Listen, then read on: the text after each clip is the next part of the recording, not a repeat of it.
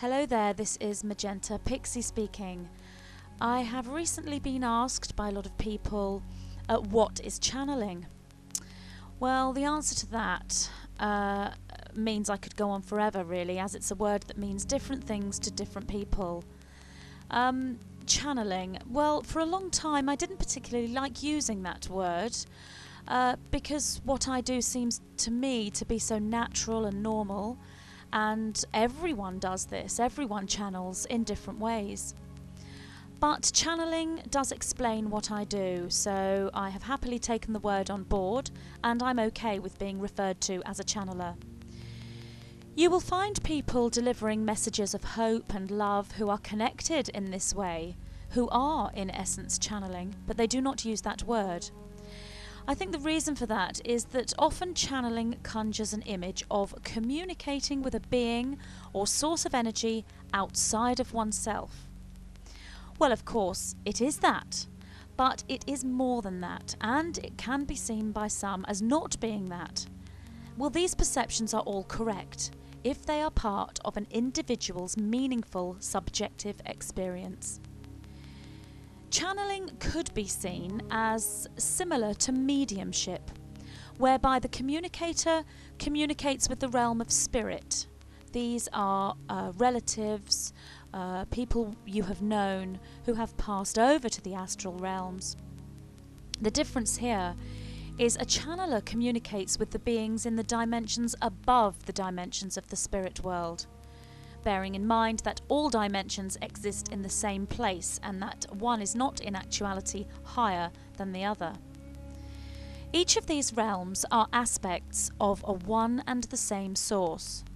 Therefore, in essence, I communicate with pure source energy, which is pure consciousness, which contains the minds and thoughts and energy imprints of everything and everyone in every time, dimension and sphere.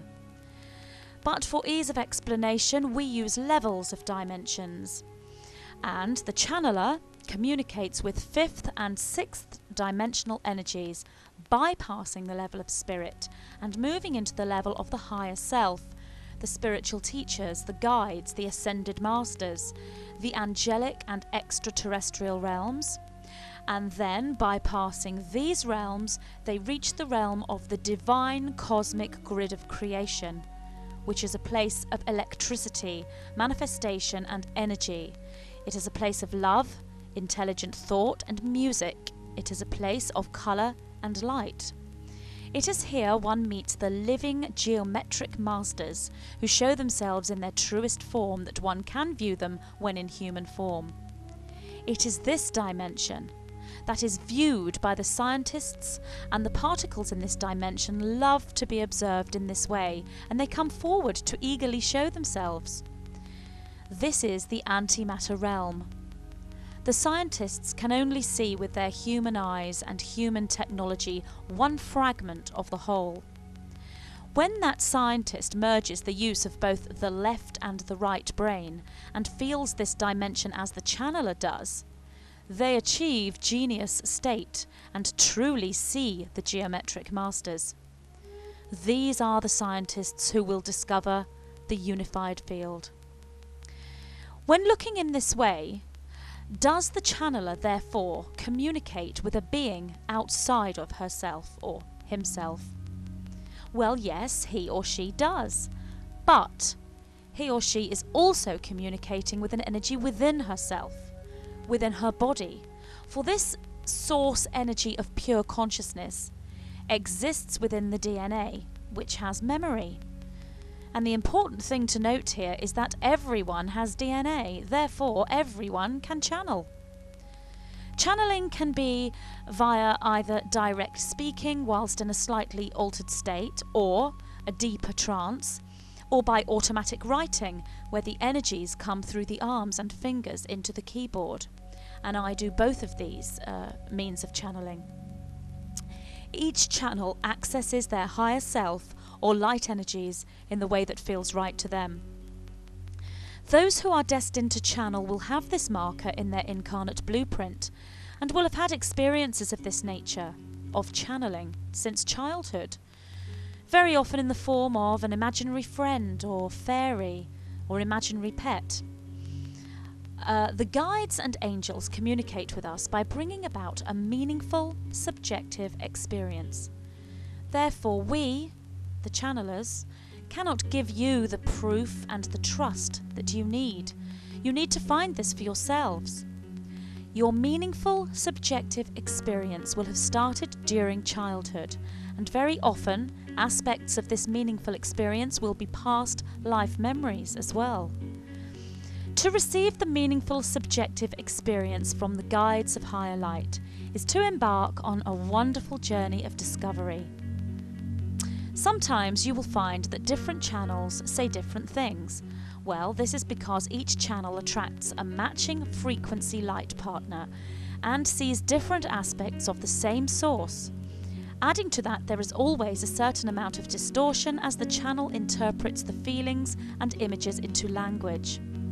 Only you can decide if a particular channeled message resonates with you. The advice on this from the guides is, if something feels right and resonates with you, then take that on board as part of your gathering of knowledge, and leave anything that does not resonate with you. You may find you need to listen to several different channels in order to formulate your subjective vision of truth, and this is recommended. I've had lots of people asking me for help to be able to channel their guides, and I have been helping people to make this connection.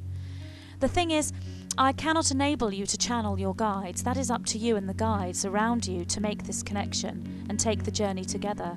And it's a wonderful journey to take. But I can help you get on the first rung of the ladder, so to speak. If you feel strongly that this is what you want to do, then it's right for you to do so. One of the greatest tools at our disposal right now, as this new energy comes into this planet, is to have a strong link with the higher self forces, a strong link with our guides and our angels, a strong link with the Galactic Council of loving extraterrestrial forces and their motherships who currently surround our planet with love. This could all be translated as having activated DNA, or DNA that is mutating from the 2-strand to the 12-strand, for that is the ascension. So being able to channel is one way of having that link, but there are many ways to have this link to the deeper part of ourselves. Expressing our creativity, be it through art, poetry, music or theatre, is another way of linking to that higher energy field. Teaching or public speaking, even if you are a politician, is another way of accessing that link and delivering your love to others if it is done correctly through the path of the light. So, in answer to that very good question, what is channeling? Well, it is connecting to a deeper essence. Be it perceived as within yourself or cosmic or both, it is finding that part of yourself that brings you joy and peace and inspiration, and it can be done in many ways. Thank you.